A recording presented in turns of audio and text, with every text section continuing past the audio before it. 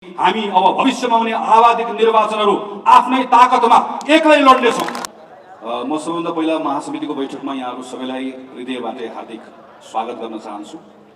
महासमितिको बैठक हिजोबाट प्रारम्भ भएको छ र हामीले आज बिहानको सत्रमै हाम्रा आफ्ना प्रतिवेदनहरू प्रस्तावहरू प्रस्तुत गरेर दिउँसोबाट समूह विभाजन गरेर छलफल गर्ने भन्ने कार्ययोजना बनाएका थियौँ र हामीले सोचेको भन्दा केही लामो भएको छ, केही ढिलो भएको छ। यसले केही हाम्रो कार्यतालिका पनि तलमाथि भएको छ, तर हामी सबैले मिलेर यसलाई फेरि ठिक ठाउँमा ल्याउनु पर्नेछ। तपाईँले आज धैर्यतापूर्वक पार्टीको उपसभापतिले राख्नुभएको प्रस्ताव सुन्नुभयो। त्यो अलि लामो थियो, तर यस कारणले गर्दा लामो पनि थियो किनकि हामीले महाधिवेशनले गर्नुपर्ने नीतिको काम पनि महासमितिबाट गर्ने गरिकन जिम्मेवारी लिएर आएको हुनाले गर्दा नेपाली कङ्ग्रेसको थुप्रै विषयहरूमा हाम्रा आफ्ना नीतिहरू के छन् भन्ने आजको त्यो प्रस्ताव हामीले यहाँ गऱ्यौँ। महामन्त्री विश्वप्रकाश शर्माले समसामयिक राजनीतिका बारेमा नेपाली कङ्ग्रेसको दृष्टिकोण के छ भनेर प्रस्ताव राख्नुभयो। यो दुईटा प्रस्तावहरू नेपाली कङ्ग्रेसको केन्द्रीय समितिको तर्फबाट आएको प्रस्तावहरू हुन् र नेपाल सरकारका अर्थमन्त्री माननीय डाक्टर प्रकाश शरण महतले उहाँले आफ्नो प्रतिवेदन यहाँ अहिले प्रस्तुत गर्नुभयो। मेरो जिम्मेवारीमा रहेको यो साङ्गठनिक प्रस्ताव हो, त्यसैले मेरो यो प्रस्ताव नेपाली कङ्ग्रेस पार्टीको हाम्रो आफ्नो सङ्गठनसँग जोडिएका विभिन्न अवयवहरू त्यसको सेरोफेरोमा यो प्रस्ताव मैले तयार गरेको छु र यो प्रस्ताव केन्द्रीय समितिमा प्रस्तुत गरेर आदरणीय सभापतिजीको केन्द्रीय समितिका साथीहरूको यसमा धारणा, यसमा आफ्नो विचारहरू थप राखिसके पछाडि यसलाई थप समृद्ध बनाएर महासमिति सदस्यज्यूहरूको बिचमा मैले यसलाई प्रस्तुत गर्ने अनुमति मागेको छु। यहाँहरूको बिचमा आइसकेपछि यो महासमितिको सम्पत्ति हो र महासमिति सदस्यको बिचमा छलफल भइसकेपछि यसमा आएका सुझावहरूलाई लिएर यसलाई हामीले थप समृद्ध बनाउनेछौँ र त्यसपछि यो सिङ्गो पार्टीको सम्पत्ति बन्नेछ। मैले आज नेपाली कङ्ग्रेसको महामन्त्रीको रूपमा उभिएर यो प्रस्ताव यहाँ प्रस्तुत गर्न पाउने मेरो लागि एकदमै धेरै ठुलो गौरवको विषय हो। नेपाली कङ्ग्रेस जस्तो पार्टी, जननेता जननायक विश्व प्रसाद कोइरालाको पुस्ताले प्रारम्भ गरेको यो पार्टीमा 2046 साल पछाडि पुस्ताको नेपाली कङ्ग्रेसको सदस्य आज यत्रो अग्रजहरूको बिचमा, साथीहरूको बिचमा उभिएर यो प्रस्ताव राख्न पाउने कुरा नै पनि मेरो लागि एकदमै धेरै ठुलो गौरवको विषय हो। मेरो यात्रामा मलाई शुभेच्छा दिने, मलाई साथ दिने मेरो नेतृत्व, मेरो पार्टीका तमाम साथीहरू सबैलाई नतमस्तक भएर म यहाँहरूलाई नमन गर्न चाहन्छु। फेरि एकपटक जय नेपालको न्यानो अभिवादन गर्न चाहन्छु। म अगाडिको प्रस्तावहरू पढ्दै गर्दाखेरि त्यसलाई अक्षर पढ्दै गर्दाखेरि त्यो लामो पनि भयो, हामीसँग समय पनि थोरै छ, त्यसैले कतिपय कुराहरू सबै सरर पढ्नुभन्दा कतिपय कुराहरूलाई म त्यसलाई छोट्याउँछु पनि, संक्षेपमा पनि पढ्छु, जसले गर्दाखेरि हामीलाई भोलि छलफल गर्न पनि सजिलो हुन्छ होला। म एकपल्ट फेरि यहाँहरू सबैलाई स्वागत गर्न चाहन्छु। जननेता जननायक विश्व प्रसाद कोइराला लगायत गणेश मानजी लगायत सम्पूर्ण संस्थाको नेताहरूप्रति हार्दिक श्रद्धा अर्पण गर्छु। यो बिचमा थुप्रै पार्टीका नेताहरूले शहादत प्राप्त गर्नुभएको छ, पञ्चायतकालभन्दा अगाडि पनि, पञ्चायतको बेलामा पनि र पछिल्लो समयमा अनावश्यक हिंसा जो नेपालमा थोपरियो त्यो बेलामा पनि थुप्रै हाम्रो साथीहरूले जीवन गुमाउनु परेको छ। म उहाँहरू सबैलाई सम्झन चाहन्छु, उहाँहरूप्रति हार्दिक श्रद्धा अर्पण गर्छु। पार्टीका थुप्रै साथीहरूको परिवार यो बिचमा अनेकन पीडाहरूको कारणले गर्दाखेरि कोही विस्थापित भएको छ, कोही घाइते छ, कोही अपाङ्ग छ। ती सबै परिवारलाई पनि यो काङ्ग्रेसको महासमितिको ठाउँबाट आदरणीय पार्टी सभापतिज्यू हामी सबैको तर्फबाट सम्झन चाहन्छु, हार्दिक सम्मान प्रकट गर्न चाहन्छु। पार्टीको भुइँ तहमा बसेर काम गरिराख्नुभएका सबै साथीहरूलाई जो आज यहाँ हुनुहुन्न, तर आज हामी उहाँहरूको प्रतिनिधित्व गरेर छलफल गर्दैछौँ, म उहाँहरूप्रति पनि हार्दिक श्रद्धा अर्पण गर्न चाहन्छु। र म सिधै साङ्गठनिक अवस्थामा प्रवेश गर्छु। विक्रम सम्वत 2005 फागुन 18 मा सम्पन्न भएको नेपाली राष्ट्रिय काङ्ग्रेसको तेस्रो महाधिवेशनमा प्रस्तुत प्रतिवेदनमा भनिएको छ, हामीले बाटोघाटोको अतिशय न्यूनता भएको विस्तृत भूखण्डमा काम गर्न साह्रै थोरै समय पाएका छौँ। सरकारले पनि आफ्नो निरङ्कुश र प्रगति विरोधी नीतिले हाम्रो मार्गमा तगारो अड्काएको छ। फेरि हाम्रो कर्मठ र कार्यकुशल साथीहरूमध्ये निकै जसो अझै पनि जेल यातना सहिरहेका छन्। बाधाहरू अनेकन छन्, तर प्रथम वर्षको भन्दा सदस्य सङ्ख्या 54 भएको छ। 2005 सालमा यसरी 54 भयो भन्दै गर्दा सदस्य सङ्ख्या 2000 पनि पुगेको थिएन। 2005 सालमा काङ्ग्रेसले गौरव गरेको दस्तावेजको एउटा अंश हो। तर आज 2080 सालमा आइपुग्दै गर्दा 78 वर्षको यो यात्रामा पार्टीको हामीसँग विशाल साङ्गठनिक संरचना छ।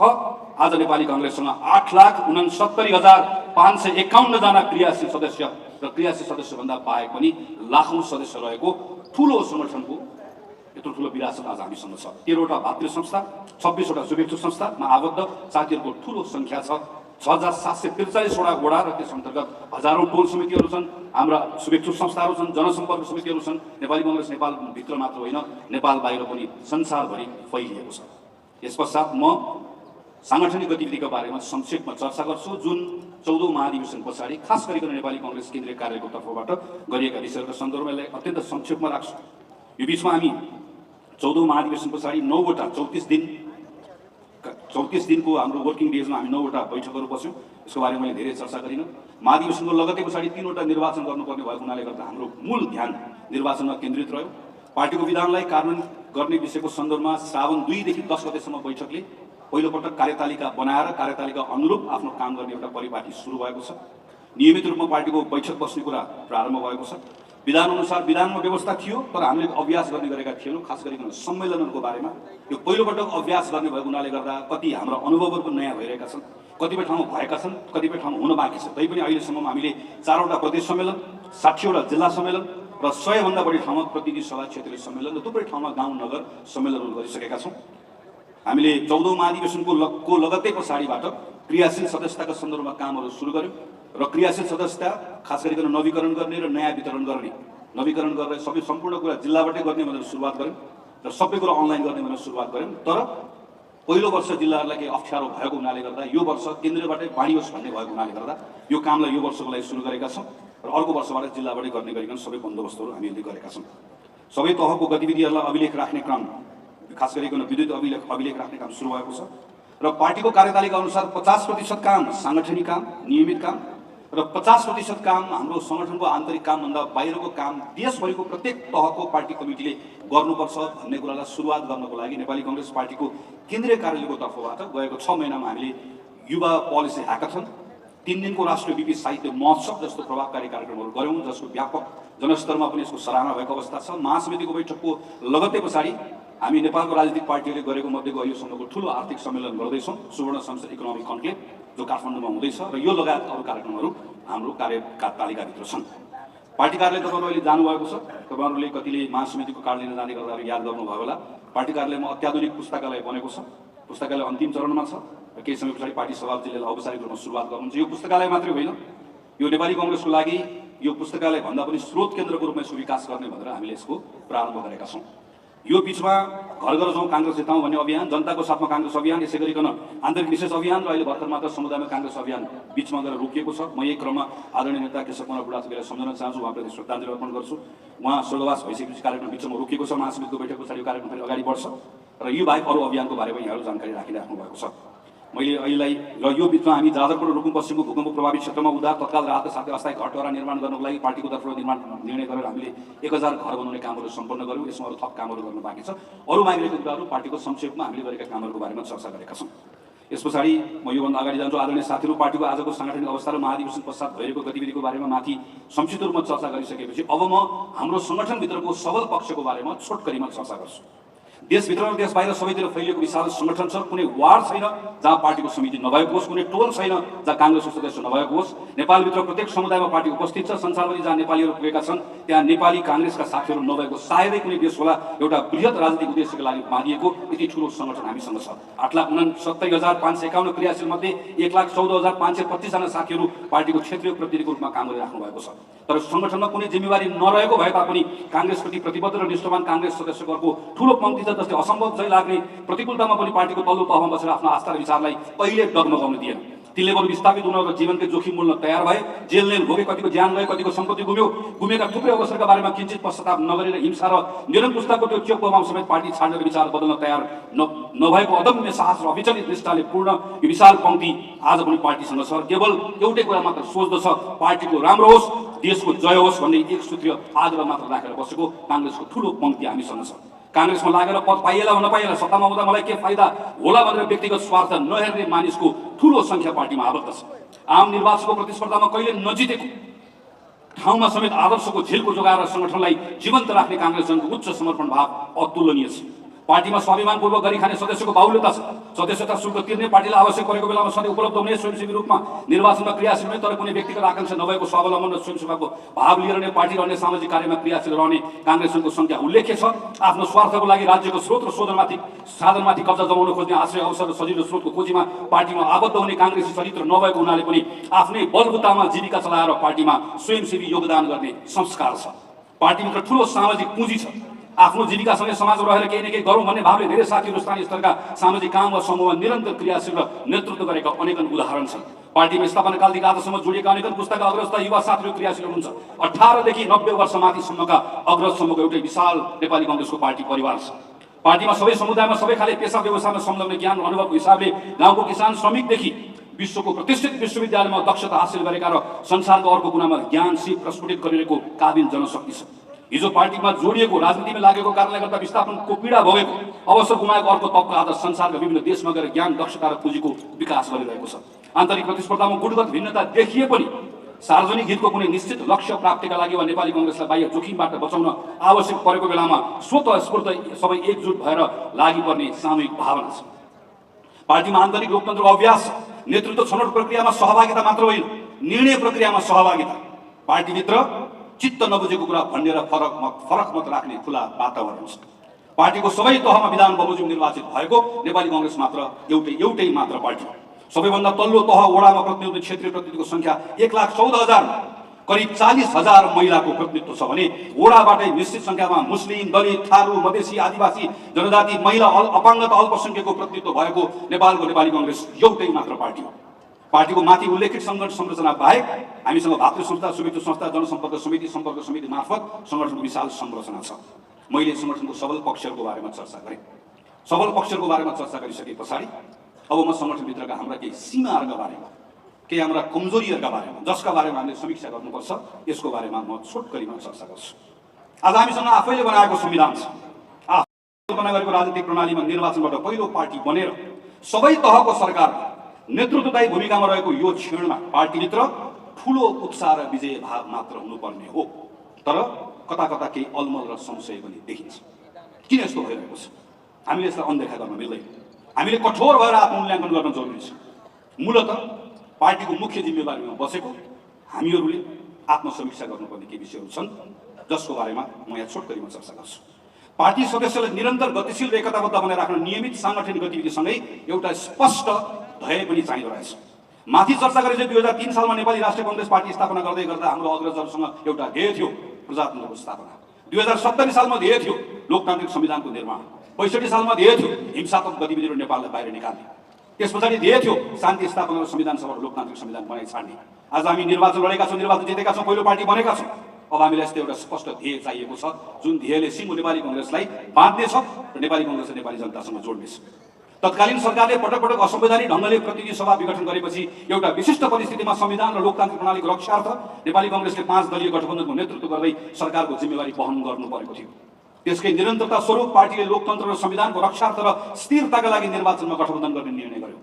निर्वाचनमा अङ्कगणितका हिसाबले कांग्रेस ठूलो पार्टी त बन्यो, तर यो अनुभवले हामीलाई सिकाएको छ निर्वाचन पूर्व गठबन्धन गर्दा पार्टीले एक्लै चुनाव लड्दा जस्तो कार्यकर्तामा विजयको भाव र उत्साह नआउने रहेछ। तिनै तहको निर्वाचनमा कतिपय स्थानमा आफ्नो आस्था प्रकट गर्ने रुख चिन्ह नै नहुँदा कांग्रेसजनले आज पर्यन्त आफ्नो गुनासो व्यक्त गरिरहेको हामीले देखिरहेका छौँ। समग्र प्रदेशको निर्वाचनको तथ्याङ्क हेर्दा गठबन्धनका कारण 74 प्रतिनिधि सभा क्षेत्रमा नेपाली कांग्रेसले आफ्नो उम्मेदवारलाई मत राख्न पाएन। 21वटा संघीय क्षेत्रको एउटा पनि प्रदेश क्षेत्रमा आफ्नो पार्टीलाई प्रत्यक्ष मत राख्न पाएन। 48वटा प्रतिनिधि सभा क्षेत्रका प्रत्येक क्षेत्रमा 2 प्रदेश सभा क्षेत्रमध्ये एउटामा मात्र हाम्रो उम्मेदवार थिए, अर्थात् 48वटा प्रदेश सभा क्षेत्रमा कांग्रेसको प्रत्यक्षतर्फ उम्मेदवार नै थिए। समग्रमा 62 प्रदेश सभा क्षेत्रका मतदाताले प्रतिनिधि सभा र प्रदेश सभामा हाम्रो चुनाव चिन्ह रुख देख्न पनि पाएनन्, मत हाल्न पनि पाएनन्। त्यस्तै 17वटा क्षेत्रमा त दुवै प्रदेश सभामा कांग्रेसले रुखमा मत राख्न पाए तर प्रतिनिधि सभामा पाएन। यसरी एकातर्फ कांग्रेसका क्रियाशील सदस्यले आफ्नो चिन्हमा मत हाल्न पाएनन्, अर्कोतर्फ अन्य दलको निर्वाचन चिन्ह र झण्डा बोकेर मत मान्नुपर्ने बाध्यात्मक अवस्था सृजना भयो। पार्टीको आफ्नो उम्मेदवार नहुँदा संगठनभित्रको आकांक्षीको व्यवस्थापन त कठिन भयो नै, पार्टीभित्रको ऊर्जामा समेत गिरावट आयो, जसले गर्दा निर्वाचनमा संख्यात्मक रूपमा पार्टी पहिलो दल भए पनि लोकप्रिय मत घट्ने अवस्था 2074 बाट 2079 को आम चुनावसम्म आइपुग्दै गर्दा प्रतिनिधि सभा चुनावमा हाम्रो लोकप्रिय मतको 7% मा ह्रास आएको छ। यो गुमेको मतलाई पार्टीमा पुनः जोड्दै नयाँ मतदातालाई आकर्षण गर्नुपर्ने चुनौती हामीसँग छ। सरकार र पार्टीको सम्बन्धमा कहीँ न कहीँ समस्या छ।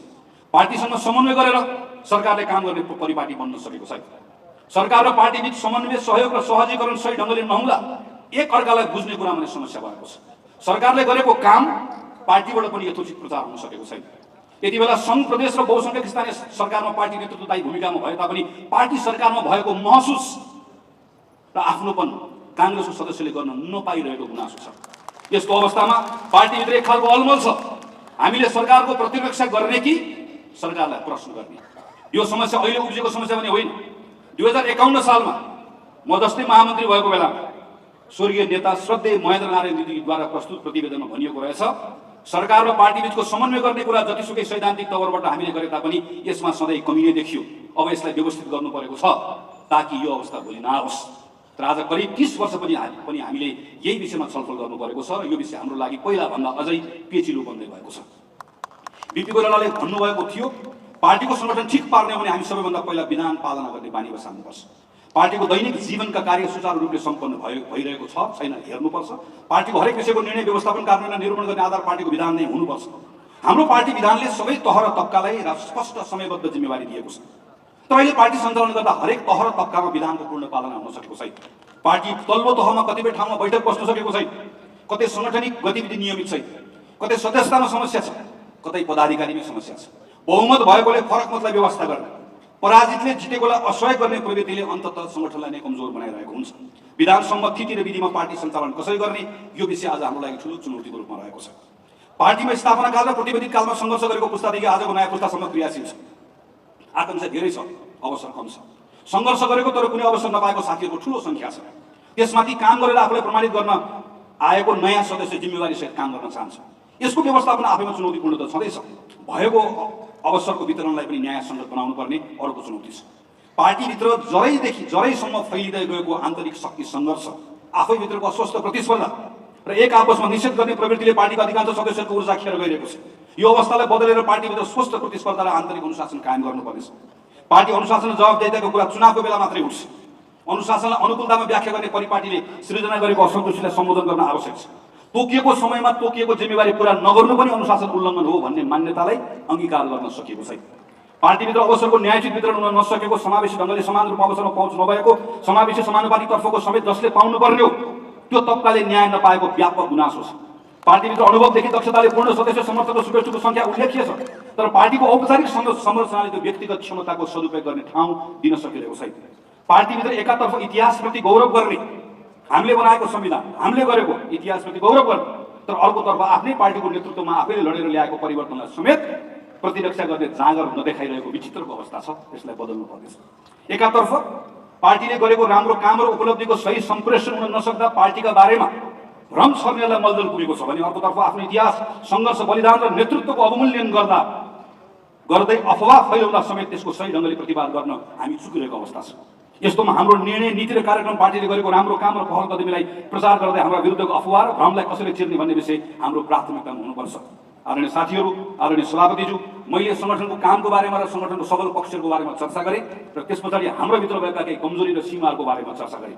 हामीसँग यी दुवै कुराहरूको बिचमा आज नेपाली कङ्ग्रेस पार्टी उभिएको छ। यो पृष्ठभूमिमा हामी नेपाली कङ्ग्रेस पार्टीभित्र दुईटा खालको प्रवृत्तिहरू देखिरहेको छ। एउटा प्रवृत्ति अब केही पनि हुँदैन कि भन्ने भएर चिन्ताले आत्मविश्वास खस्किएको छ। विगतमा पार्टीले गरेको निर्णय र पछ्याएको बाटोको सन्दर्भमा पनि उसले आफूमा भएको लघुधवासका कारण प्राप्त उपलब्धिको समेत अपनत्व लिन ऊ धक्काइरहेको छ। यो पङ्क्ति आत्मनिन्दाले ग्रस्त छ। अर्कोतिर भर्खरै सम्पन्न निर्वाचनमा विजय हासिल गरेर सबभन्दा ठुलो पार्टी भएका छौँ, हामी अभेद्य छौँ, हाम्रो चुनौती मसिना छन् भन्ने अतिरिक्त आत्मश्लाघाले ग्रस्त देखिन्छ। पार्टीको आन्तरिक समस्यालाई उपेक्षा गर्छ, बाहिर आएको कुरालाई केवल विरोधीहरूको प्रोपोगन्डा मात्र मान्दछ। मूलत पार्टीमा जे छ सब ठिकठाक छ भन्ने ठहर गर्छ। पार्टीको सुदूर भविष्य समेत सुनिश्चित भएकोमा ऊ ढुक्क छ। एकातिर आत्मनिन्दा छ, अर्कोतिर आत्मप्रशंसा छ, आत्मश्लाघा छ। आत्मश्लाघा वा आत्मप्रशंसा, आत्मश्लाघा वा आत्मश्लाघा, आत्मप्रशंसा वा आत्मनिन्दा होइन। इमान्दारितापूर्वक आत्मसमीक्षा, आत्मनिरीक्षण र आत्मसङ्कल्प गर्नुपर्दछ भन्ने मैले यहाँ प्रस्ताव गरेको छु। आदरणीय सभापति तथा साथीहरू, नेपाली कङ्ग्रेस लोकतन्त्रको रक्षाको लागि निरन्तर अग्र मोर्चामा उभिएर मूलत हरेक सङ्कटबाट मुक्त गर्ने नेतृत्वदायी भूमिका निर्वाह गर्दै आएको क्षमता र साहस भएको पार्टी हो। यस्तो पार्टीले आफूभित्र भएको समस्याको पहिचान गरिसकेपछि यो समस्याको हल पनि खोज्न सक्नुपर्छ, खोज्न सक्दछ भन्ने मेरो विश्वास छ। यो विश्वासको आधारमा आदरणीय पार्टीका महासमिति सदस्यहरूको बिचमा मैले 20 बुँदामा साङ्गठनिक सुधारको कार्ययोजना प्रस्तुत गर्ने अनुमति चाहेको छु। मैले अब प्रस्तुत गर्ने 20 वटा बुँदाहरू नेपाली कङ्ग्रेसको अहिलेको विधान अनुसार, अहिलेकै हाम्रो पार्टीको शक्ति र सामर्थ्य अनुसार, तपाईँ र हामीले आज गरिरहेको कामको आधारमा हामीले यही अर्को महाधिवेशनभन्दा अगाडि गर्न सकिने कामहरू हुन्। जुन काम गर्न सक्ने क्षमता हामीसँग छ, जुन काम गर्न सक्ने सामर्थ्य हामीसँग छ, जुन काम गर्न हाम्रो विधानले हामीलाई अनुमति दिएको छ, तर यो काम तपाईँ हामी सबै मिलेर गर्नुपर्नेछ। म यो 20 वटा बुँदाहरूमा महासमितिमा भोलिदेखि तपाईँहरूले गर्ने संलग्न छलफलमा यो 20 वटा बुँदाहरूमा छलफल भइदियोस्। 20 लाई घटाएर 18 बनाउने हो कि 20 लाई बढाएर 25 बनाउने हो कि 20 वटा बुँदाभित्र लेखेको कुराहरू थप्नुपर्ने हो कि घटाउनु पर्ने हो कि आलोचनात्मक चेतका साथमा यसमा सुझावहरू आउन्। यो 20 वटा जुन कार्ययोजना छ यो नै नेपाली कङ्ग्रेस केन्द्रीय समितिको लागि अबको 2 वर्षको लागि मार्गदर्शन हुनेछ। त्यसकारणले गर्दा म साथीहरूलाई विनम्रतापूर्वक यो 20वटा बुदामा यसमा थप छलफल गरिदिनका लागि म आग्रह गर्न चाहन्छु। बुदा नम्बर 1, ध्येयमा प्रष्टता। मैले अगाडि जुन समस्याहरू देखाएँ, मैले अब त्यो देखाएको समस्याको समाधान यो 20वटा कार्ययोजनामा प्रस्तुत गरेको छु। अहिले जे समस्याहरू भने के कुराको समाधान यो हुन सक्दछ भन्ने हाम्रो तर्फबाट यहाँभित्र प्रस्ताव गरिएको छ। हाम्रो आफ्नै दृष्टान्तले देखाउँछ सङ्गठनलाई चलायमान र उदासीन बनाउनको लागि स्पष्ट ध्येय चाहिन्छ। विगतमा पार्टीको ध्येय लिने पार्टीको सदस्यलाई दुःख सङ्घर्ष र जोखिमपूर्ण जोखिमपूर्ण समयमा समेत साहस र समर्पणका साथै सहजै आत्मसात गर्ने आत्मबल दिएको थियो। संविधान निर्माणसँगै हामीले परिकल्पना गरेको राजनीतिक ध्येय प्राप्त गरिसकेका छौँ। अब पार्टीको ध्येय समुन्नत नेपाल निर्माण, जसरी विगतमा पार्टी ध्येयमा स्पष्ट थियो, प्रत्येक सदस्यमा त्यो ध्येय पूरा गर्ने अठोट र समर्पण थियो। त्यसैले एउटा सङ्कल्पमा बाँधिएर हामीले संविधानको आधारशिलामा समुन्नत नेपाल सम्मानित नेपालीको हाम्रो ध्येयलाई पूरा गराइ छाड्ने आत्मविश्वासको साथ सङ्गठन अगाडि बढाउनु पर्नेछ। यसको लागि हाम्रै नेतृत्वमा बनेको संविधान छ। 332 स्थानीय सरकारमा नेतृत्वमा छौँ।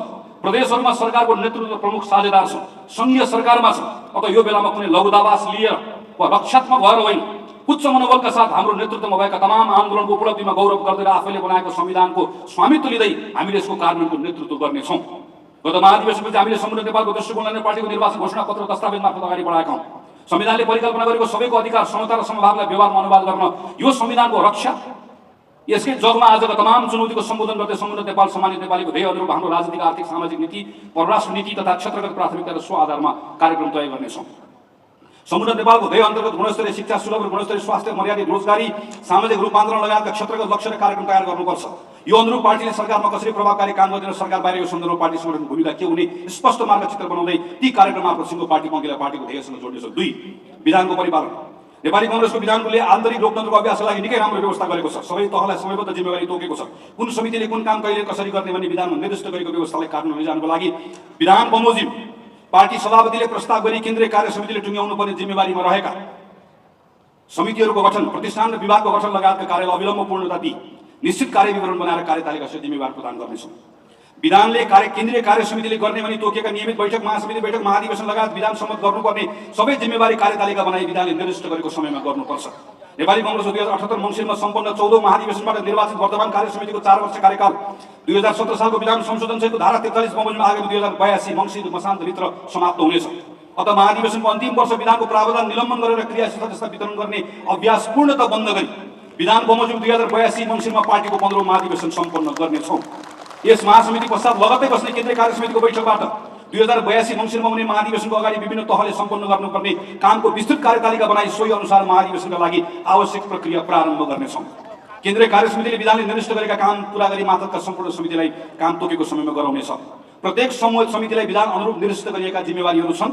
अहिलेसम्म हामीले जिम्मेवारी यो छ भनेर भनेका छौँ। यो मैले प्रस्ताव गरेको कुरामा अबदेखि कुनै पनि समितिले प्राप्त गरेको जिम्मेवारी पूरा गरे कि गरेन भनेर त्यसको अनुगमन चाहिँ वडा समिति छ भने वडाभन्दा माथि पालिका छ, जुन प्रत्येकलाई एक तह माथिको समितिले अनुगमन गर्ने। अनुगमन कसरी गर्ने भने कार्यविधि केन्द्रीय कार्यालयले बनाउँछ, अनुगमनको ढाँचा बनाउँछ, कमिटीको अनुगमन गर्ने, अनुगमनको एउटा व्यवस्थित प्रणाली सुरुवात गर्नु पर्यो भन्ने मैले यहाँ प्रस्ताव गरेको छु।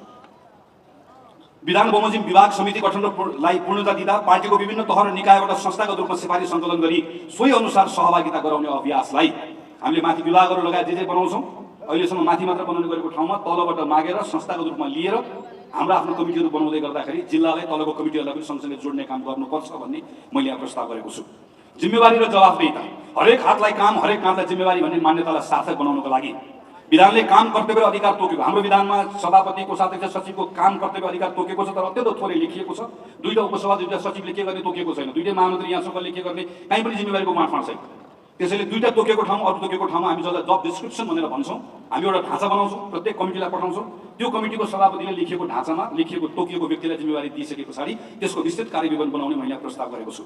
पार्टीमा हाल क्रियाशील रहेका सदस्यहरूमध्ये 1,14,525 जना निर्वाचित क्षेत्रीय प्रतिनिधि हुनुहुन्छ, जसमध्ये करिब मैले भने 40% भन्दा बढी महिला हुनुहुन्छ। 4,743 जना महाधिवेशन प्रतिनिधि हुनुहुन्छ।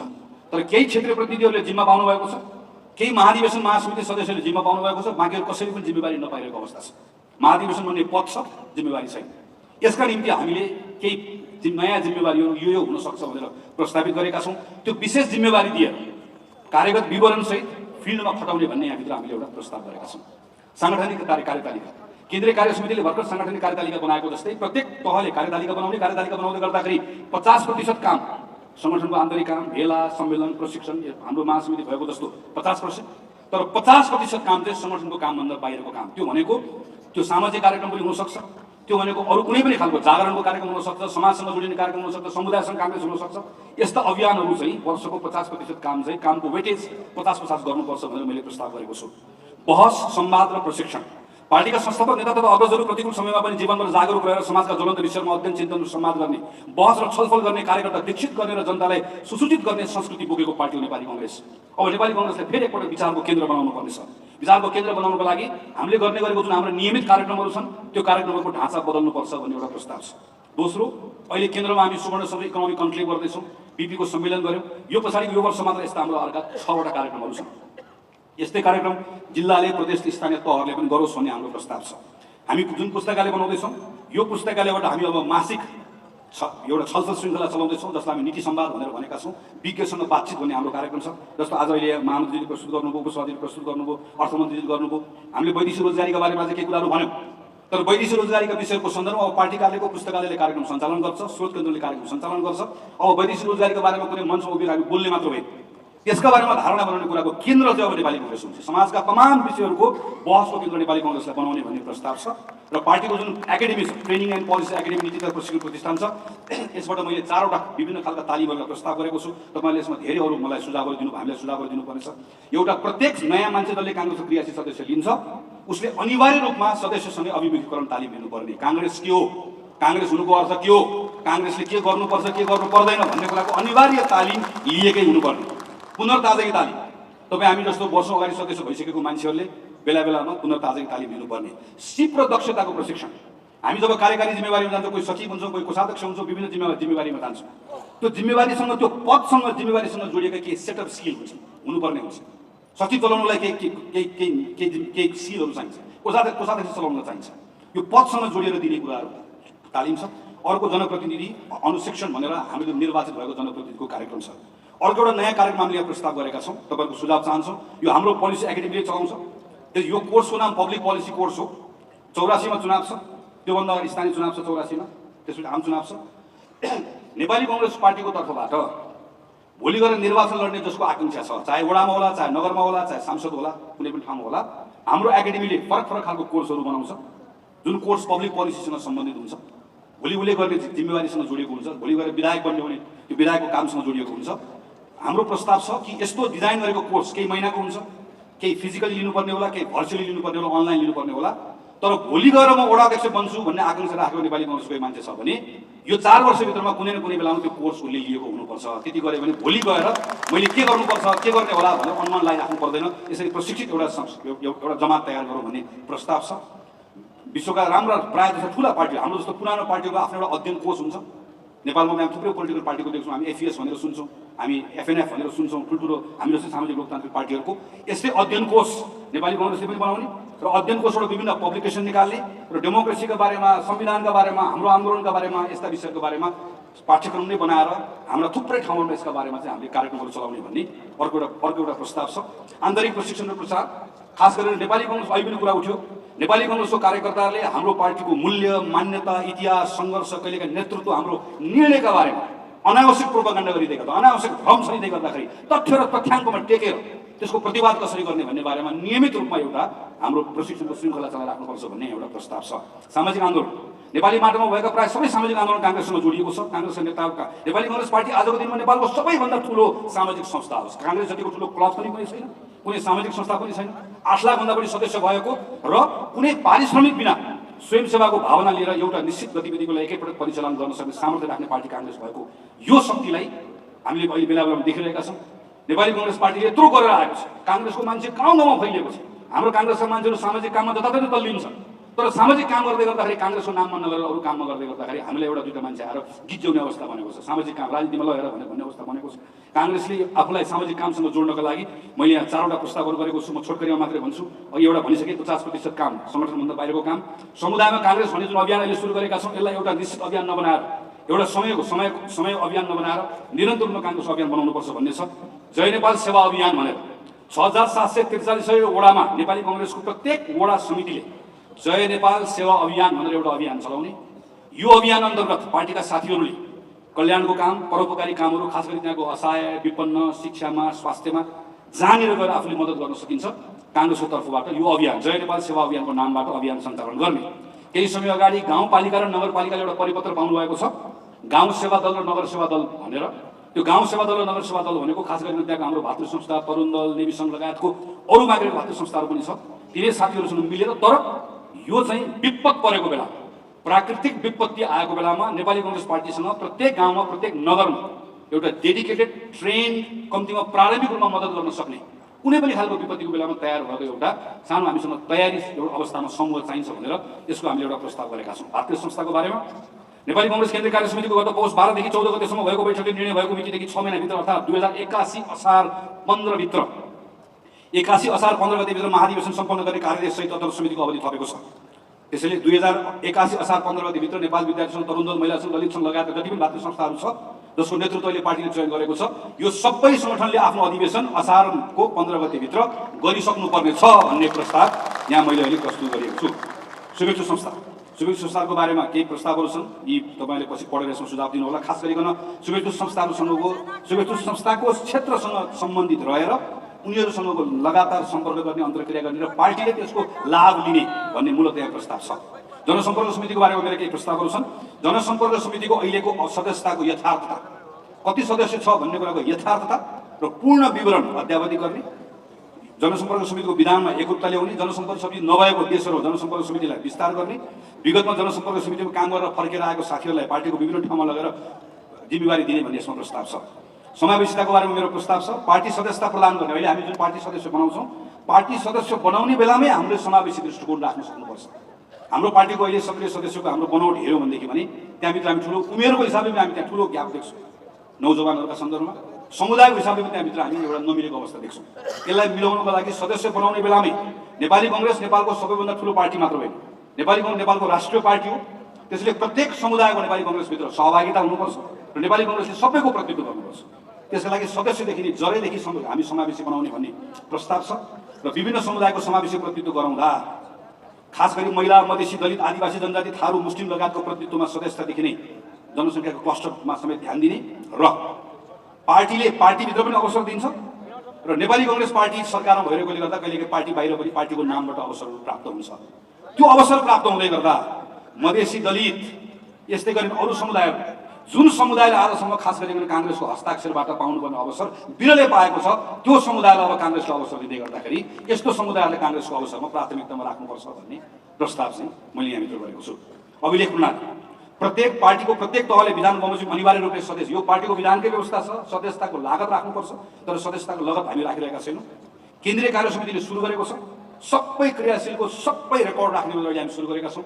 करिब करिब 25% काम सकिएको छ। यो कामलाई पूर्णता दिन तपाईँहरूको सम्पूर्ण रूपमा मद्दत चाहिएको छ। नेपाली काङ्ग्रेससँग जति कमिटीहरू छ सबै कमिटीको अभिलेख राख्ने काम सुरु भएको छ।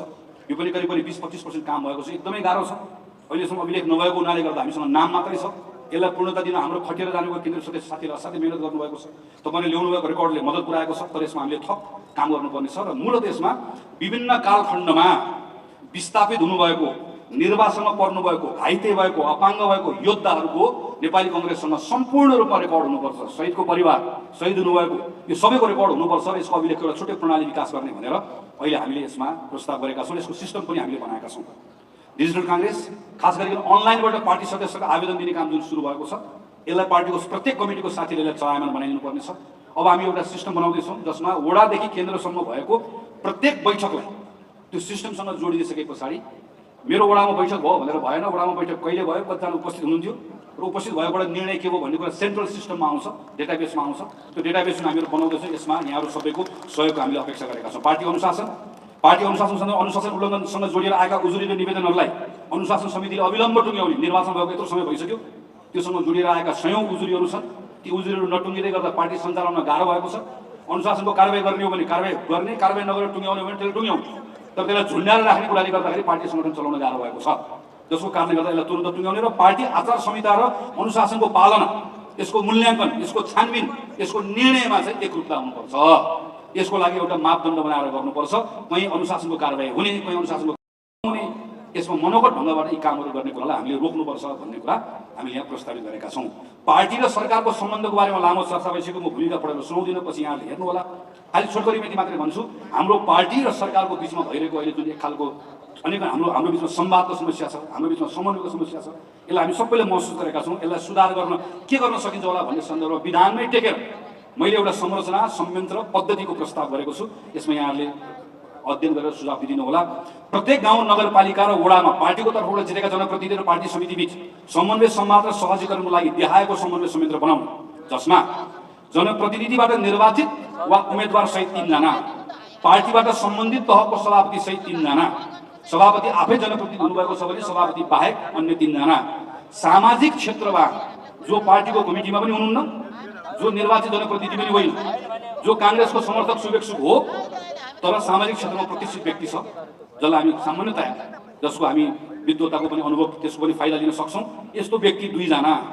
यसरी हामीले 9 जनाको समिति बनाउने र समन्वय संयन्त्र हरेक 2 महिनामा बैठक बस्ने, समीक्षा गर्ने, कमी कमजोरी सच्याउने, राम्रो काममा सहजीकरण गर्ने, पार्टीको तर्फबाट जनचासोको विषय जुन छ स्थानीय सरकारको प्रतिनिधिले त्यहाँ पुर्याउने र स्थानीय सरकारले आफ्नो अप्ठ्यारो दिएछन् पार्टीको साथीको तर्फबाट पार्टी पङ्क्तिमा पुर्याउने।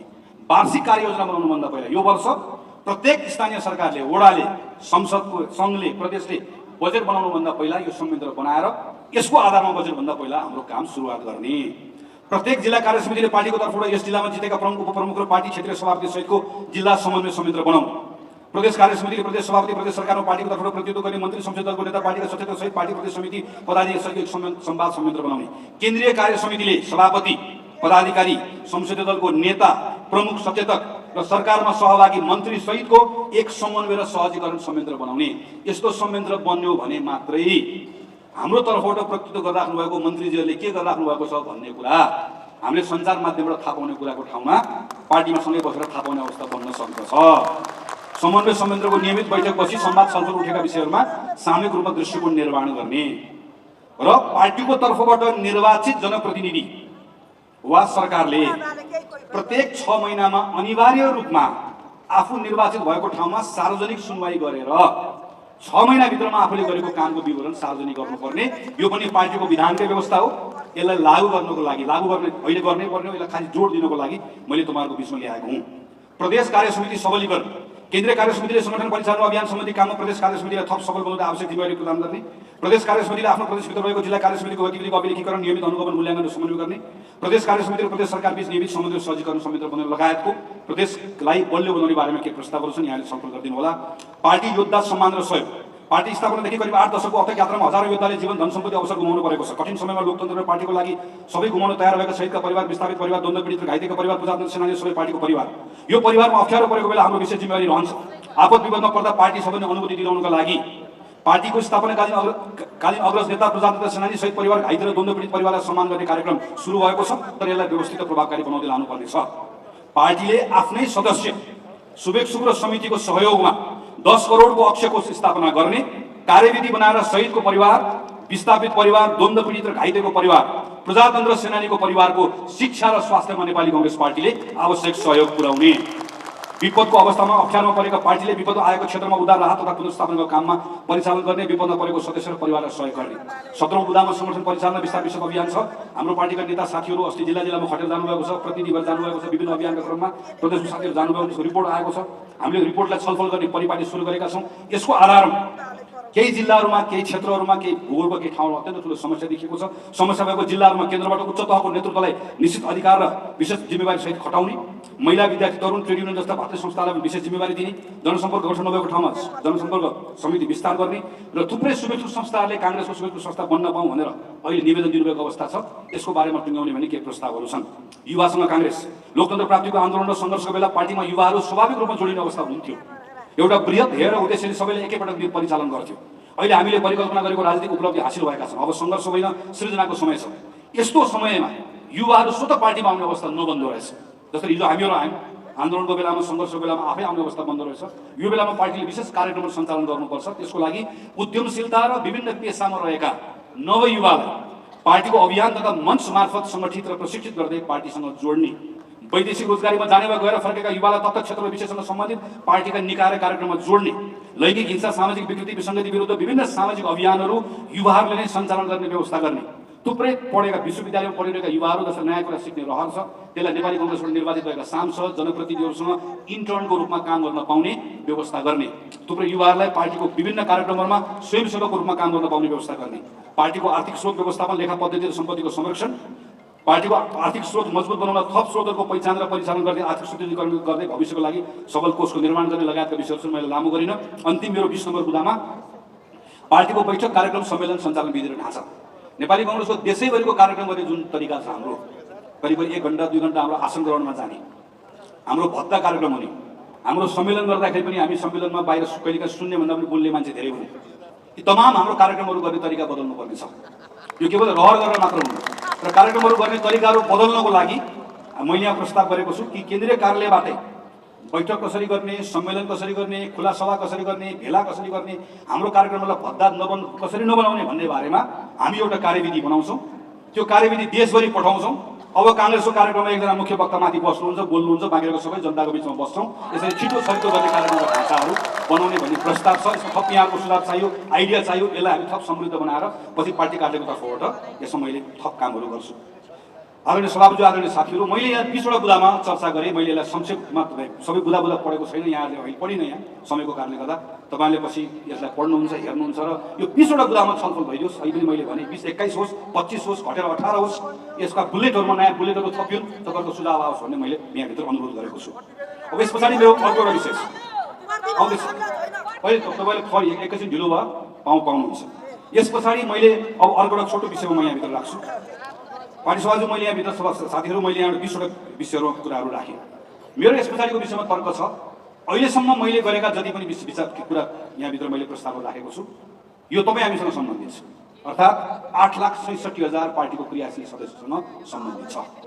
त्यही 8,66,000 मध्ये हामी पार्टी सभापति पनि छौँ, यहाँ बस्नुभएको साथी पनि हुनुहुन्छ। यो पार्टी सङ्गठनभित्रसँग सम्बन्धित छ। तर नेपाली कङ्ग्रेस भनेको यो मात्र होइन। नेपाली कङ्ग्रेस भनेको योभन्दा बाहिर हामी 8 लाख यहाँ छौँ भने 30 लाख मान्छे हाम्रो पार्टीको सङ्गठन संरचनाभन्दा बाहिर छ। बोलीचालीमा हामी उसलाई डेमोक्रेट भनेर भन्ने गर्छौँ, बोलीचालीमा हामी उसलाई कहिलेकाहीँ काङ्ग्रेसी भनेर भन्ने गर्छौँ, जन्मै काङ्ग्रेस भनेर भन्ने गर्छौँ। यस्तो एउटा ठुलो पङ्क्ति छ। हामी उसलाई चिन्दैनौँ, उसले पनि हामीलाई चिन्दैन। नामले हामी चिन्दैनौँ, हाम्रो सदस्यता लिएको छैन, 4 तारे झन्डा बोकेको छैन, ऊ रुख जिन्दाबाद भनेर आउँदैन, काङ्ग्रेस जिन्दाबाद भनेर हाम्रो कार्यक्रममा आउँदैन। तर जब जब हामीलाई अप्ठ्यारो पर्छ, चाहे आन्दोलन होस्, सङ्घर्ष होस्, हामी सँगसँगै कुममा कुम सुधार आउँछ। कहिलेकाहीँ 4 वर्ष 364 दिन हाम्रो बारेमा टिप्पणी गर्छ, तर 365औं दिन घाम होस्, पानी होस्, लाइन लाग्छ र स्वस्तिक गएर ढ्याम्मो रुखमा गएर चुनाव चिन्हमा गएर भोट हाल्छ। यो 30औं लाखजना मान्छे छ जसलाई हामी डेमोक्रेट भनेर भन्छौँ। यो डेमोक्रेट भनेर भन्ने जुन पङ्क्ति छ, यसका बारेमा मैले छोटकरीमा चर्चा गरेको छु। यो डेमोक्रेट भन्ने पङ्क्ति आजको दिनमा 62-63 को आन्दोलनको सफल बनाउन हामीलाई मद्दत गर्यो। 70 को संविधान सभामा हामीलाई पहिलो पार्टी बनायो। 74 मा सिङ्गो नेपाल कम्युनिस्ट पार्टी मिलेको बेलामा हामीलाई साथ दियो। अस्ति 74 मा त्यत्रो ठुलो हामी यो संसद विघटन गरेर त्यत्रो आतङ्क मचाउँदै गर्दा पनि हामीलाई साथ दियो। अहिले हामी चुनाव जितेका छौँ, हामी जताततै सरकारमा छौँ, हामी काम पनि गरिरहेका छौँ। अहिले यो पङ्क्ति एकदमै खुसी हुनुपर्ने, तर यो पङ्क्तिमा पनि एक खालको अलमल छ, संशय छ, निराशा छ, आक्रोश छ। यो किन छ भन्ने बारेमा मैले यो प्रस्तावमा केही विश्लेषणहरू प्रस्तुत गरेको छु। यसमा थप यहाँहरूको सुझाव आउने नै छ। नेपाली कङ्ग्रेस पार्टीका निमित्त निर्वाचन पूर्व पार्टीले विशिष्ट परिस्थितिमा गर्नुपरेको गठबन्धन राजनीतिक परिस्थितिजन्य बाध्यता वा रणनीतिक विषय हो। तर समर्थक र शुभेच्छुकले भने त्यसलाई काङ्ग्रेसको वैचारिक क्षयीकरणको रूपमा बुझे र पार्टीसँग चित्त दुखाएका छन्। हामीले विशेष राजनीतिक परिघटनाले सृजना गरेको परिस्थितिबाट गर्नुपरेको गठबन्धन नियमित राजनीतिक घटनाक्रम होइन भन्ने कुरा बुझाउनु पर्ने आवश्यकता छ। समर्थक र शुभेच्छुकहरू काङ्ग्रेसले उदार लोकतन्त्रको आधारभूत मूल्य मान्यता, विधिको शासन, वैयक्तिक स्वतन्त्रता लगायतका निर्णयमा निर्णायक अडान लियोस्। कुनै पनि अवस्थामा त्यो विषयमा सम्झौता नगरोस्। सत्ता स्वार्थको लागि त गर्दै नगरोस् भन्ने अपेक्षा राख्छ। आम लोकतन्त्रवादीको यो अपेक्षालाई सम्मान गर्दै भरोसा कायम राख्नुपर्ने चुनौती छ। भ्रष्टाचार नियन्त्रणका लागि अग्रसर भई विगतमा अख्तियार दुरुपयोग अनुसन्धान आयोग, सम्पत्ति शुद्धिकरण आयोग लगायतका महत्त्वपूर्ण निकायहरूको गठनमा नीतिगत कानुनगत एवं संस्थागत पहल गरेको काङ्ग्रेस पार्टीले सुशासनको सन्दर्भमा अझै खरो रूपमा भ्रष्टाचार नियन्त्रण गरोस्, राज्य संस्था र संयन्त्रको संस्थागत विकासमा अग्रसरता लियोस् भन्ने यो पङ्क्तिको अपेक्षा छ। तीनैवटा तहमा को सरकार काङ्ग्रेसको सरकार छ। सेवा प्रवाहमा काङ्ग्रेसले अतिरिक्त तदारुकता देखाएर व्यतिथि विसङ्गतिको अन्त्य गर्दै सेवा प्रवाहमा जनताले गुणात्मक परिवर्तनको महसुस गर्न पाओस् भन्ने यो पङ्क्तिले अपेक्षा गरेको छ।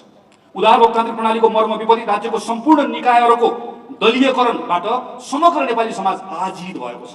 विश्वविद्यालय, प्रतिष्ठान, आयोगदेखि अदालतसम्म दलीय भागभण्डाले गिजोलेर थलिएका छन्। यस्तो अवस्थामा भागभण्डा रोकेर राज्यको निकायको सबलीकरणमा काङ्ग्रेसले अग्रसरता लियोस् भन्ने हाम्रो समर्थक र शुभेच्छुकले काङ्ग्रेसबाट चाहेका छन्। पछिल्लो समय प्रोपगण्डाको राजनीतिले सिर्जना गरेको विगतमा केही पनि भएन भन्ने भाष्यले आम जनता र खास गरी समर्थक शुभेच्छुकहरूलाई समेत दिग्भ्रमित बनाएको छ। विगतमा गरेको राम्रो कामहरूको सही ढङ्गले सम्प्रेषण गर्न नसक्दा आजसम्म केही पनि भएन, इतिहासको सङ्घर्ष उपलब्धिहरू सबै निरर्थक हुन् भन्ने नितान्त गलत भाष्य निर्माण गर्न खोजिएको छ। हुँदाहुँदै कतै यो परिवर्तन गरेर हामीले गल्ती नै पो गऱ्यौँ कि भनेर यदाकदा पार्टीभित्रकै सानो तबकाले देखाउने दुविधा र लघुतावास समेत यस्तै प्रोपगण्डालाई थप मलजल पुर्याएको छ। आदरणीय सभापति र साथीहरू, यो जुन पङ्क्ति छ, यो पङ्क्तिले हाम्रो कार्यक्रम, हाम्रो भेला सम्मेलन, हाम्रो बैठक, यो कुनै कुराबाट यसले हाम्रो बारेमा धारणा बनाउँदैन। 48 सालमा नेपाली कङ्ग्रेसले नेपालको इतिहासमा सबैभन्दा बढी मत पाएको, बीपी कोइरालाको नेतृत्वमा रहेको काङ्ग्रेस 2015 सालमा पाएको भन्दा बढी मत 48 सालमा पाएको। 48 सालमा काङ्ग्रेसले मत पाउने गर्दा काङ्ग्रेसको क्रियाशील सङ्ख्या 8 लाख थिएन, केही हजार थियो। जुन जिल्लामा यो लाखको क्रियाशील कुरा गर्छु केही हजार थियो। नेपाल विद्यार्थी सङ्घ बाहेक सायद कुनै भातृ संस्था थिएन। कतिपय जिल्लामा पार्टीको कार्यालय थिएन, कोष थिएन। अहिले हामी जुन समर्थन मञ्च के पनि थिएन, तर पार्टीसँग नेता थियो, नेतृत्व थियो, पार्टीसँग विचार थियो, इतिहास थियो, पार्टीसँग कार्यक्रम थियो, भरोसा थियो, विश्वास थियो। त्यो बेला नेपाली कङ्ग्रेस सबभन्दा बढी मत प्राप्त गरेको हो। यो डेमोक्रेट बन्यो। यो चित्त दुखाएको छ, यो काङ्ग्रेसको समर्थकले चित्त दुखाएको छ। मैले भने तर चित्त दुखाएको छ भनेर मात्र हुँदैन। चित्त दुखाएको उनको चित्तलाई हामीले बुझाउनु पर्ने छ, मन हामीले जोड्नु पर्ने छ। मञ्चमा बस्नेले, तल बस्ने हामीले मिलेर गर्नुपर्ने छ। हाम्रो परिवारले गर्नुपर्ने छ, काङ्ग्रेसले गर्नुपर्ने छ, काङ्ग्रेसका समर्थकहरूलाई घरसँग फेरि ल्याएर जोड्नुपर्ने छ। यो कसरी जोड्न सकिन्छ होला भन्ने बारेमा मैले 5 वटा बुदामा प्रस्तुत गरेको छु र यसलाई मैले भनेको छु नेपाली कङ्ग्रेसले यो विषयमा विशेष सङ्कल्प गर्नुपर्छ। एउटा निश्चित साझा नीति तथा कार्यक्रम बनाएर सरकार सञ्चालनको लागि अन्य दलसँग तालमेल गर्ने कुरा चुनाव पछाडि स्वाभाविक हुन सक्छ। तर निर्वाचन पूर्वको गठबन्धन लोकतन्त्रमा नियमित राजनीतिक अवस्था नभएर एउटा बाध्यात्मक परिस्थितिको उपज थियो भन्ने कुरालाई मनन गर्दै मेरो प्रस्ताव छ, नेपाली कङ्ग्रेस यस महासमिति बैठकबाट पार्टीका तमाम सदस्यहरू, शुभेच्छुक तथा समर्थक र आम नागरिकलाई पूर्ण विश्वास दिलाउँदै दृढ सङ्कल्प गर्दछ कि हामी अब भविष्यमा आउने आवादित निर्वाचनहरू आफ्नै ताकतमा एक्लै लड्नेछौँ र हाम्रो मतदातालाई नेपाली कङ्ग्रेसको चुनाव चिन्ह रुखमा नै मत हाल्न पाउने अवस्था सुनिश्चित गर्नेछौँ। हाम्रो आफ्नै संगठनलाई थप ऊर्जाशील बनाउँदै आम जनताको मत र विश्वास बढाएर नेपाली कङ्ग्रेसले एक्लै बहुमत ल्याउन सक्ने पार्टीको रूपमा पुनर्स्थापित हुनेछौँ। आदर्शको लागि जीवन पर्यन्त कठोर सङ्घर्ष गरेका प्राण आहुति दिएका अथक योद्धाहरूले जन्माएको पार्टी नेपाली कङ्ग्रेसले कुनै पनि निर्णय गर्दा तिनी अग्रजको बलिदानलाई स्मरण गर्दै तत्काल कुनै अप्ठ्यारो र चुनौती आए पनि वा पार्टीले क्षति नै बेहोर्नु परे पनि लोकतान्त्रिक मूल्य मान्यता, राष्ट्रियता, राष्ट्रिय स्वाभिमान र विधिको शासन लगायतका आधारभूत मान्यतामा कहिले पनि सम्झौता गर्ने छैन। नागरिकको जीवनमा सकारात्मक परिवर्तन ल्याउन ससानो कामले देशलाई समुन्नतितर्फ लैजान्छ नै। नेपाली कङ्ग्रेस जनमुखी परिचय पनि स्वतः स्थापित गर्छ भन्नेमा काङ्ग्रेसलाई गहिरो विश्वास छ। त्यसैले सङ्घ र प्रदेशहरूमा सरकार साझेदारी र 332 स्थानीय तहको सरकारको नेतृत्व गरेको नेपाली कङ्ग्रेसले सेवा प्रवाहलाई चुस्त बनाउँदै शिक्षा, स्वास्थ्य, कृषि, रोजगारी, उद्योगमा सुधार र सकारात्मक भविष्यको अनुभूति नागरिकलाई कसरी गराउने भन्ने विषयमा हामी गम्भीरतापूर्वक प्राथमिकता लिनेछौँ। संसदभित्रको हाम्रो भूमिकालाई पनि त्यही अनुसार सुदृढ र प्रभावकारी बनाउनेछौँ। पार्टीले भ्रष्टाचारमा, महिलामाथि हुने हिंसा, सामाजिक विभेद, छुवाछुत लगायतमा शून्य सहनशीलताको नीति अंगीकार गर्नेछ। अपराधमा संलग्न दोषी छ भने जस्तोसुकै शक्तिशाली र प्रभावशालीले पनि उन्मुक्ति पाउनु हुँदैन। तर निर्दोष छ भने कुनै जात, लिङ्ग, समुदाय, परिवार वा पार्टीसँग जोडिएको आधारमा पनि अन्यायमा पर्नु हुँदैन भन्ने हाम्रो मान्यतामा पार्टी अडिग रहनेछ। अख्तियारको दुरुपयोग, भ्रष्टाचार, आर्थिक अनियमितता, सार्वजनिक पदको दुरुपयोग जस्ता विगतमा भएका अन्य मुद्दाहरू, अनेकन मुद्दाहरू र नीतिगत भ्रष्टाचारको पनि निष्पक्ष अनुसन्धान र छानबिन गरी दोषीलाई कारबाही गरेर सुशासन कायम गर्न दृढतापूर्वक नेपाली कङ्ग्रेसले नेतृत्व गर्नेछ। सुशासन र सेवा प्रभावमा नेपाली कङ्ग्रेसले अग्रसरता लिनेछ। राज्यका संस्थाहरूमा दलीयकरण होइन, संस्थाहरूको सबलीकरण पार्टीको प्राथमिकता हुनेछ। यो सन्दर्भमा आवश्यक कानुन र संरचनाको विकास गर्ने लगायतका साझा विषयमा अन्य दलसँग समेत हामीले अग्रसरता लिनेछौँ। आदरणीय साथीहरू, त्यसैले भ्रष्टाचार विरुद्धको अभियान काङ्ग्रेसले नेतृत्व गर्ने, नागरिकको जीवनमा परिवर्तन ल्याउनको लागि सेवा प्रवाहलाई उच्च स्तरमा पुर्याउने, हामी जस्तोसुकै अवस्था आओस्, सत्ता बाहिर जानु परे परोस्, तर आधारभूत मूल्यमा सम्झौता नगर्ने र योभन्दा अगाडि हुने अब भविष्यमा हुने प्रत्येक आवादिक निर्वाचनमा एक्लै चुनाव लड्ने र रुखमा मात्रै भोट हाल्ने यति प्रतिबद्धता हामीले गर्न सक्यौँ भने ती लाखौं पार्टीका समर्थक र शुभेच्छुकहरू जसले पार्टी काङ्ग्रेस सरकारमा होस् नहोस् हामी को बस्छौँ बस्दैनौँ कहिले चिन्ता नगरिकन हामीलाई समर्थन गरेका छन्। ती 30 लाख मान्छे जो हाम्रा समर्थकहरू ती दृढ भएर हामीसँग उभिन्छन् भन्ने विश्वासको साथ यो प्रस्ताव मैले यहाँहरूको बिचमा प्रस्तुत गरेको छु। आदरणीय सभापतिज्यू, साथीहरू, अब यस पछाडि म छोटकरीमा केही विषयहरू राख्छु। यो विषय पार्टीको विधानसँग सम्बन्धित छ। तपाईँहरू सबैलाई थाहा छ, हामी 2082 मा महाधिवेशन गर्नेछौँ, किनकि हाम्रो विधानले त्यही भन्छ। अहिले 80 साल हो। 82 को महाधिवेशनभन्दा पहिला हामी अर्को महासमिति गर्नेछौँ र त्यो महासमितिले विधान संशोधन गर्नेछ र त्यो संशोधित विधानका आधारमा हामीहरू अधिवेशनमा जानेछौँ। त्यसैले यो अधिवेशन महासमिति सकिएपछि केन्द्रीय कार्य समितिले एउटा विधान संशोधन समिति, मस्यौदा समिति, संशोधन समिति बनाउनेछ र विधान संशोधन मस्यौदा समिति जुन छ यो देशैभरि जानेछ, तपाईँहरूसँग कुराकानी गर्नेछ, त्यसबाट प्रस्ताव ल्याउनेछ र तपाईँहरूले यसै गरी हलबाट त्यो विधानलाई पारित गर्नुहुनेछ।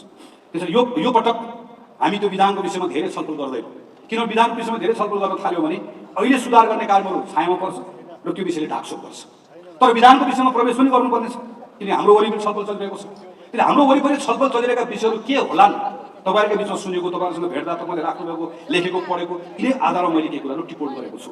म यहाँलाई पढेर सुनाउँछु र म के अपेक्षा गर्छु भने यो विषयको बारेमा अहिलेको यो बेलामा तपाईँले लिने केही कुरा थपिएला पके पनि, तर अहिले यसलाई छलफलको मूल विषय नबनाइकन हामी विधान मस्यौदा समितिहरू गर्छौँ भन्ने कुरा यहाँहरूले बुझिदिनुको लागि म आग्रह गर्छु। किनकि छलफल हुँदै गर्दा थुप्रै विषय यसरी उठ्ने रहेछन् कि यो विषय यसरी परिमार्जन भइयोस् भन्ने कुरा विधानसँग जोडिएको छ। यो पटक विधान संशोधन हुँदैन, तर अर्को पटक विधान संशोधन गर्नुपर्ने भएकोले यो विषयहरू छन्। यो विषयको सन्दर्भमा 20वटा कुरामा छ, छोटकरीमा राख्छु।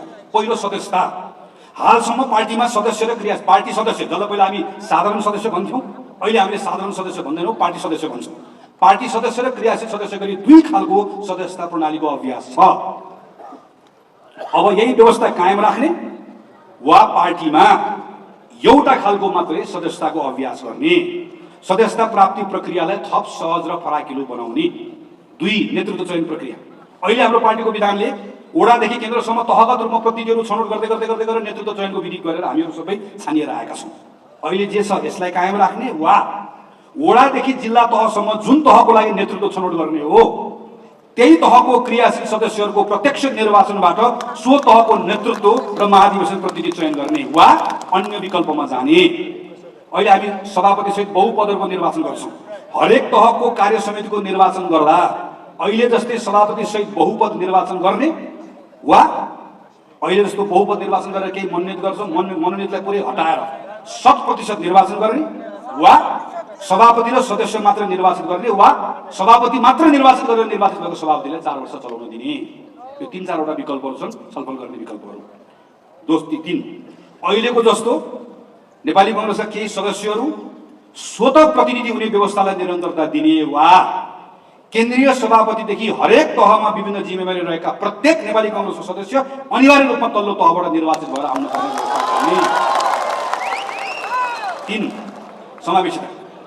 समावेशी समानुपातिक प्रतिनिधित्व र संरचनाको व्यवस्था अहिलेको जस्तै राख्ने वा निर्वाचन र मनोनयन गर्दा समावेशी समानुपातिक सिद्धान्तको मर्मलाई पूर्ण रूपमा आत्मसात गर्ने गरी प्रत्येक तहको कार्यसमितिमा 1/3 अनिवार्य महिला पदाधिकारी र अपाङ्गता भएका व्यक्ति अनिवार्य रहने गरिकन समितिमा महिला पदाधिकारी 1/3 अनिवार्य, अपाङ्गता व्यक्ति समितिमा रहने र विभिन्न क्लस्टरहरू मधेसी, मुस्लिम, दलित लगायतको क्लस्टरलाई जुन हामीले गर्ने गरेका छौँ यसलाई थप फराकिलो बनाएर सुनिश्चित गर्ने। मधेसी दलित समुदाय जुन अहिले छुट्ने गरेको छ, मधेसी दलित समुदाय जस्तो छुटिरहेको समूहको छुट्टै क्लस्टर बनाएर पहुँच सुनिश्चित गर्ने वा अहिले जे भइरहेको छ यसलाई निरन्तरता दिने। पार्टीभित्र समावेशी समानुपातिकको प्रतिनिधित्व भए जस्तै पार्टीबाट उम्मेदवार बनाउँदा, क्षेत्रमा उम्मेदवार बनाउँदाखेरि अहिले जे छ त्यसलाई कायम राख्ने वा यसरी बनाउँदै गर्दाखेरि पनि महिला लगायतको प्रतिनिधित्वलाई सुनिश्चित गर्ने भनेर पार्टीको विधानमा व्यवस्था गर्ने। 4, कार्यसमितिको संरचनाको व्यवस्था। गाउँ नगरदेखि केन्द्रसम्मको सबै तहको कार्यसमितिको अहिलेको संरचनालाई यथावत राख्ने जुन ठूलो छ वा पार्टीका तहगत समिति व्यवहारिक र कार्यमूलक बनाउने सबै तहको समितिको आकारलाई सानो, छरितो र प्रभावकारी बनाउने र समितिभित्रै संविधानको मर्म अनुरूप समावेशी समानुपातिक प्रतिनिधित्वको सुनिश्चितता गर्ने। 5, उम्मेदवार छनौट प्रक्रिया। पार्टीको अहिलेको अभ्यास के छ, पार्टीको विधानले तल्लो तहको कार्यसमितिहरूबाट प्राथमिक सिफारिस रायसहित निर्णय गर्ने तहमा पुर्याउने अनि निर्णय गर्ने तहले विधानले तोके बमोजिम समिति बनाएर उम्मेदवार चयन गर्ने चलन छ। अहिले जे छ जसरी हामी टिकट बाँड्छौँ यसलाई निरन्तरता दिने वा सम्बन्धित तह र क्षेत्रको क्रियाशील सदस्यको प्रत्यक्ष मतदान प्राइमेरी इलेक्सनबाट उम्मेदवार छनौट गर्ने। संसदीय उम्मेदवारको सन्दर्भमा मैले यो वडा र नगरको भने संसदीय उम्मेदवारको सन्दर्भमा तल्लो तहबाट प्रारम्भिक सिफारिस रायसहित माथि पठाउने, 3 जना भन्ने ठाउँमा 10 जना, 15 जना, 20 जना पठाउने, माथि बोर्ड बस्ने, बोर्डले जसलाई चाहे त्यसलाई गर्ने अहिलेसम्मको अभ्यास छ। यो अभ्यास राख्ने वा संसदीय उम्मेदवारको हकमा पनि सम्बन्धित क्षेत्रको पार्टीको क्रियाशील सदस्यहरूले प्राइमेरी इलेक्सनबाट को सांसद बन्ने भन्ने कुराको छनौट गर्ने अथवा सम्बन्धित संसदीय क्षेत्रबाट समावेशी सबै कुरा मिलाउनु पर्ने भएकोले एकजना छनौट नगरेर बढीमा महिला सहित अनिवार्य रूपमा 3 जना छनौट गर्ने, त्यो 3 जना भन्दा 4 जना छनौट गर्न नपाउने, माथिल्लो कुनै पनि तहले थप्न नपाउने, त्यो 3 जना मध्येबाट निर्णय गर्नुपर्ने वा यो के पनि नगरिकन यसरी गर्दाखेरि यो के पनि नगरिकन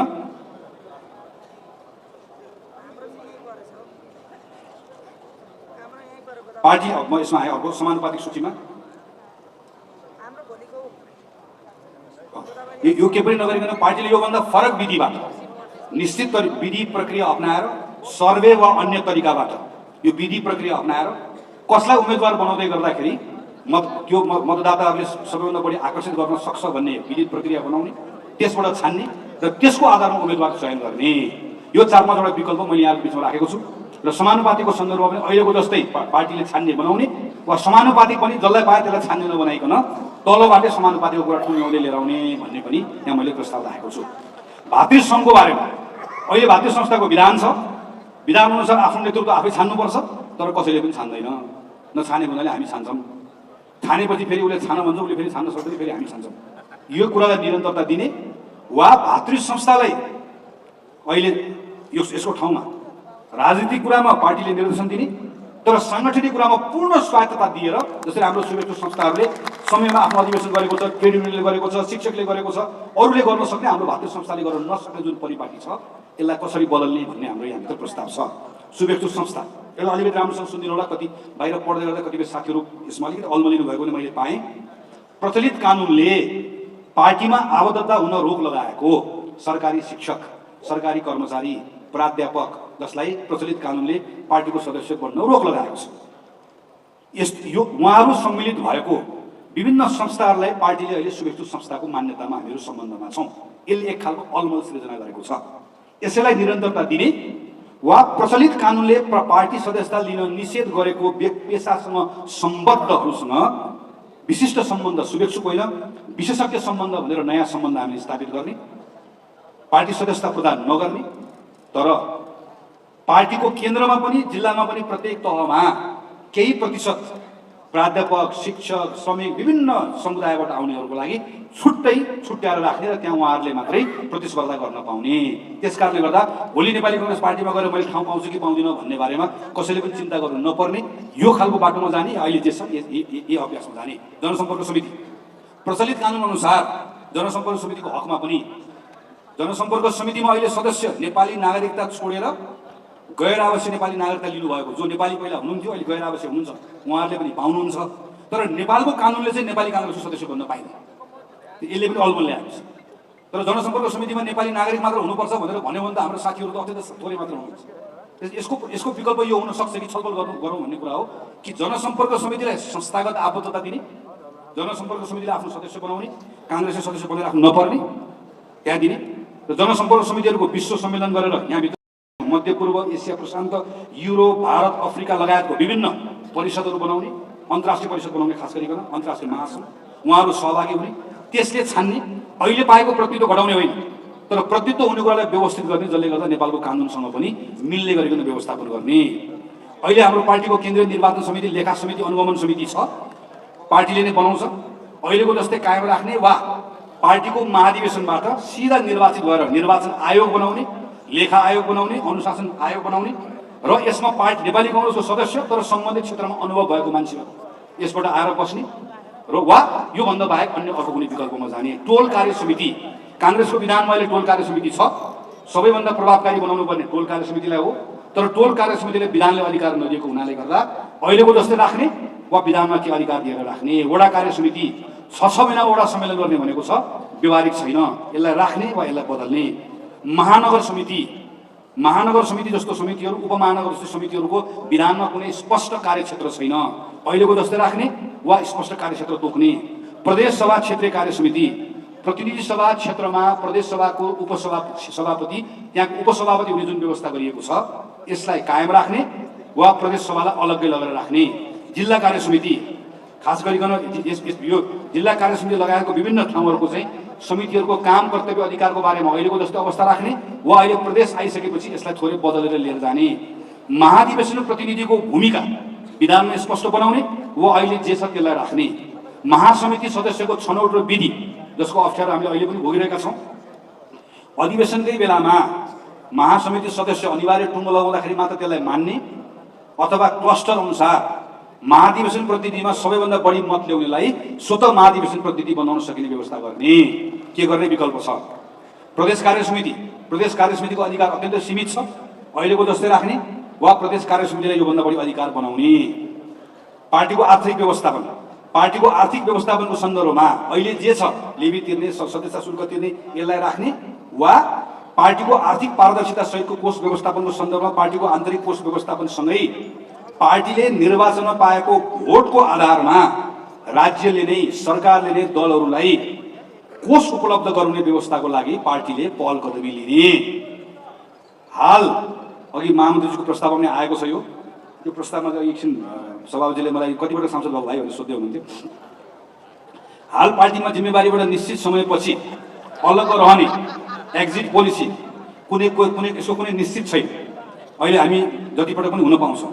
यस्तै अवस्था कायम राख्ने वा पार्टी प्रवेशको मापदण्ड र नीति, काङ्ग्रेस हुनको लागि केही मापदण्ड छ, यति वर्ष भएपछि तिमी क्रियाशील हुन पाउँछौ, यति वर्ष भएपछि तिमी सभापति हुन पाउँछौ, 10 वर्ष भएपछि केन्द्रीय सचिव हुन पाउँछौ भनेर प्रवेशमा मापदण्ड भएको जस्तै पार्टीबाट स्थानीय प्रदेश र सङ्घीय तहमा राज्यको कुनै जिम्मेवारी वा शासकीय पदको पनि अवधि तोक्ने, एउटै व्यक्ति पटक पटक एउटै शासकीय जिम्मेवारीमा जाने परम्पराको अन्त्य गर्ने, कति पटक पाउने सोको अवधि तोक्ने वा अहिले जे छ यस्तै राख्ने।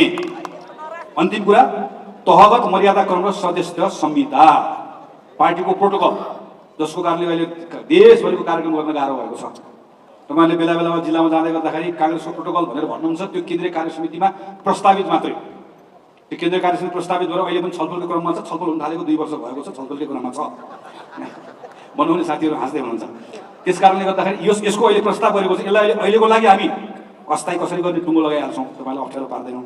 तर पार्टीको विधानकै अनुसूचीमा मर्यादा क्रम राखिदिएपछि चाहिँ अधिवेशनपछि समस्या नहुने रहेछ। त्यसैले पार्टीको विधानमै पार्टीको मर्यादा क्रम के हुन्छ भन्ने कुरा अनुसूचीमा हामी विभिन्न ढाँचा राख्छौँ, क्रियाशील सदस्यको फर्महरू राखे जस्तै, हाम्रो झन्डा राखे जस्तै एउटा अनुसूचीमा राखिदिने, जसको कारणले गर्दा भविष्यमा कहिले पनि यो विषयको बारेमा कुनै पनि समस्या नआउने, यो गर्ने कि नगर्ने तपाईँहरूको विषयमा राखेको छ। आदरणीय साथीहरू, मैले अहिले 20वटा बुदामा राखेका विषयहरू विधानसँग सम्बन्धित छ। मैले अघि पनि यहाँलाई निवेदन गरेँ, हामी यो पटक विधानको अन्तर्वस्तुमा छिर्दैनौँ, तर यो महासमितिको लगत्तै पछाडि हामीहरू विधान मस्यौदा समिति बनाउँछौँ। विधान मस्यौदा समितिले व्यवस्थित ढङ्गले देशभरि जान्छ। पहिलाको जस्तो अधिवेशनको मुखमा आएर विधान समिति बनाउने होइन, देशैभरि जाउँ, किनकि र यसमा देशैभरि जाउँ, साथीहरूको कुरा सुनौँ, त्यसमा साथीहरूको फरक फरक राय छ। अहिले मैले राखेका कतिपय कुराहरूमा यही अहिले छलफल गर्दै गर्दा अस्ति पार्टीको साथीले थपिदिनु भएको कुरालाई यहाँ कतिपय कुराहरू मलाई लागेको कुराहरू छ, तर मलाई लागेको कुरा मेरो कुरा, कतिपय साथी अर्कोलाई लागेको कुरा, यसो गर्दा पार्टीको राम्रो हुन्छ भन्ने लागेको छ। ती केही कुरालाई मैले टिपोट गरेको, तपाईँहरूको पनि भिन्न भिन्न रायहरू छ। यो भिन्न भिन्न रायहरूमध्ये पार्टीको आजको दिनको हाम्रो अवस्था, हाम्रो अवस्थिति, हाम्रो सन्दर्भ, हाम्रा चुनौतीहरू सबैलाई हेरेर एउटा उपयुक्त निष्कर्षमा हामीहरू पुग्नेछौँ भन्ने विश्वासको साथमा मैले यो प्रस्तुत गरेको छु। अन्त्यमा आदरणीय सभापतिज्यू, महासमिति सदस्य साथीहरू, करिब 8 दशक अघि हाम्रो अग्रजले परिकल्पना गरेको संविधान सभाबाट संविधान बनाउने सपना साकार भएर आज हामीसँग नेपाली काङ्ग्रेसको नेतृत्वमा बनेको सङ्घीय लोकतान्त्रिक गणतन्त्रको संविधान छ।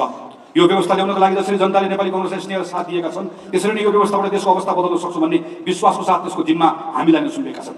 बिपी कोइरालाले भन्नुभयो चाहिँ हामीलाई इतिहासको हतियार बन्ने सौभाग्य प्राप्त भएकोमा गर्व छ भने यही तथ्यबाट उत्पन्न भएको जिम्मेवारीबाट हामी कसरी मुक्त हुन सक्छौँ? हामीलाई कुनै किसिमको विश्रामको सुख प्राप्त छैन। इतिहास साक्षी छ, नेपाली काङ्ग्रेस पार्टीले नेपाली जनताले सुम्पेको हरेक युगान्तकारी र चुनौतीपूर्ण अभिभारा इमानदारितापूर्वक र निष्ठापूर्वक निर्वाह गर्दै आएको छ। आज नेपाली काङ्ग्रेस पार्टीका काँधमा समुन्नतिको युगको समेत नेतृत्व गर्नुपर्ने अभिभारा छ। हामीले बनाएको संविधानको आदर्शमा उभिएर समुन्नति, स्वतन्त्रता र समतालाई प्रवर्तन गर्ने मार्गचित्र देखाएर आम नागरिकको हृदयमा नौलो जागरण र भरोसाको किरण सर्नुपर्नेछ। विगतमा जसोसुकै कठिन घडीमा पनि पार्टी नेतृत्वले जसरी कार्यकर्तालाई जागृत बनाएको छ र आम जनतालाई भरोसा दिएको छ, त्यसरी नै यो महासमितिबाट सन्देश दिनुपर्ने छ, हामी सक्छौँ। समयले हामी प्रत्येक सदस्यबाट फेरि त्यही निष्ठा, उच्च नैतिक आदर्श र समर्पण खोजेको छ जुन हाम्रा अग्रजले कहिले कमजोर हुन दिएन। यसको लागि पार्टीलाई चलायमान बनाउनु पर्नेछ, सङ्गठनभित्र प्रत्येक सदस्यलाई ऊर्जा र न्यायको अनुभूति दिलाउनु पर्नेछ, समर्थक र शुभेच्छुको स्नेहभाव कायम राख्नुपर्नेछ र हामी गर्छौँ। थुप्रै द्वन्द्व, हिंसा र निरङ्कुश सत्तालाई झेलेर उदाएको सङ्घीय लोकतान्त्रिक गणतन्त्र नेपाललाई फेरि यही बेला अर्को सङ्कटको भुमरीमा फसाएर राजनीतिक अभिष्ट पूरा गर्न चाहने पश्चगामी शक्ति र पपुलिस्ट प्रवृत्तिले पनि फडा उठाउन खोज्दै गरेको देखिन्छ। मुलुकलाई पुनः पछाडि धकेल्न चाहने सबै शक्ति र प्रवृत्तिलाई पराजित गर्न पनि नेपाली कांग्रेस पार्टीभित्र र बाहिर दुवैतिर उही पुरानै उत्साह र ऊर्जा चाहिएको छ।